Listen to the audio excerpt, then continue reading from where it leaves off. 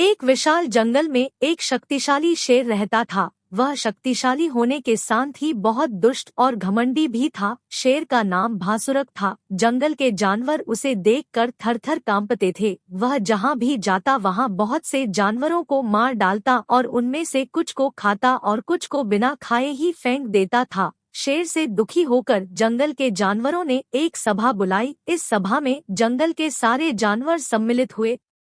सभा में अत्याचारी शेर से मुक्ति पाने के संबंध में चर्चा हुई। सभा में तय किया गया कि सभी जानवर शेर के पास जाएंगे और उससे विनती करेंगे कि वह किसी भी जानवर को ना मारे। बदले में जंगल के जानवरों में से बारी-बारी से एक जानवर शेर का भोजन बनने के लिए भेज दिया जाएगा।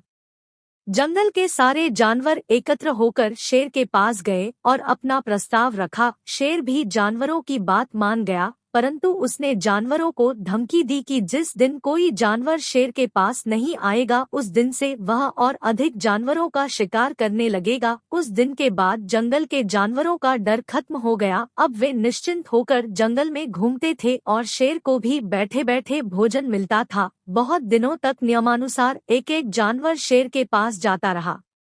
एक दिन एक खरगोश की बारी आई। खरगोश शेर के पास जा तो रहा था, परंतु डर के कारण उससे चलते नहीं बन रहा था। वह जंगल में धीरे-धीरे जा रहा था। उसे रास्ते में एक कुआं मिला। वह कुछ देर के लिए कुएं के पास बैठ गया। उसने जब कुएं में झांका तो कुएं में उसे अपनी ही परछाई दिखलाई दी। उस परछाई को देखकर खरगोश के मन में कई तरह के विचार आने लगे। वह कुछ सोचता विचार करता हुआ धीरे-धीरे शेर की गुफा के पास पहुंच गया।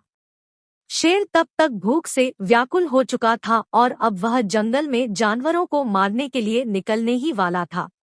तभी खरगोश शेर के पास पहुंचकर उसके सामने प्रणाम करता है।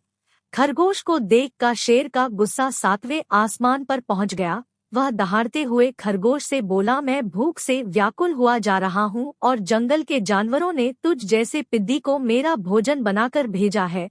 अब मैं जंगल के सारे जानवरों को मार दूंगा।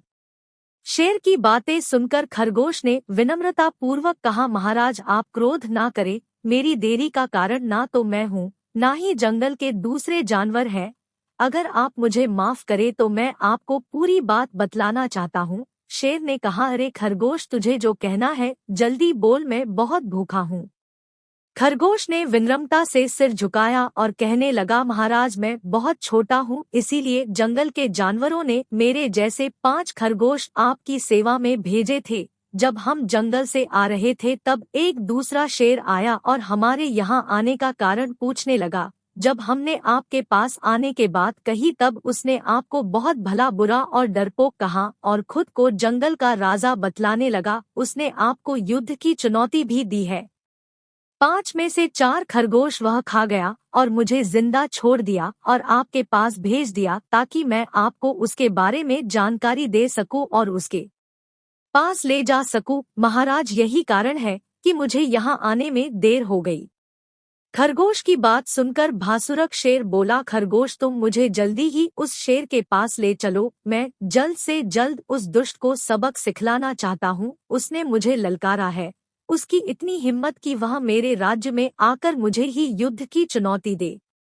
शेर की बात सुनकर खरगोश बोला, महाराज युद्ध करना तो आप जैसे परमवीरों का काम है, परंतु दुश्मन अपने दुर्ग में छुपा हुआ है और दुर्ग में छुपा शत्रु बहुत खतरनाक होता है। शेर ने कहा, तुम सही कह रहे हो, परंतु मुझे अपनी शक्ति पर पूरा भरोसा है।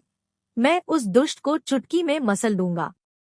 शेर की बात सुनकर खरगोश उसे कुएं के पास ले गया और बोला, महाराज यही मांद है जिसमें दूसरा शेर छुपा है और इसी जगह से वह आपको युद्ध के चुनौती दे रहा था। खरगोश भासुरक शेर को कुएं की मेड़ पर ले गया। शेर ने कुएं में झांक कर देखा तो उसे अपनी ही परछाई दिखलाई दी। उसे लगा कि यह वही दूसरा शेर है जो मुझे चुनौती दे रहा है। भासुरक शेर ने जोर से दहाड़ मारी। उसकी दहाड़ की गूंज कुएं से उतनी ही तेजी से वापस शेर को सुनाई दी। उस गूंज को अपने शत्रु की आवाज समझकर भासुरक शेर ने गुस्से में उसी पल कुएं में छलांग लगा दी और पानी में डूबकर अपने प्राण त्याग दिए। खरगोश ने अपनी बुद्धि के बल पर शक्तिशाली शेर का खात्मा कर दिया।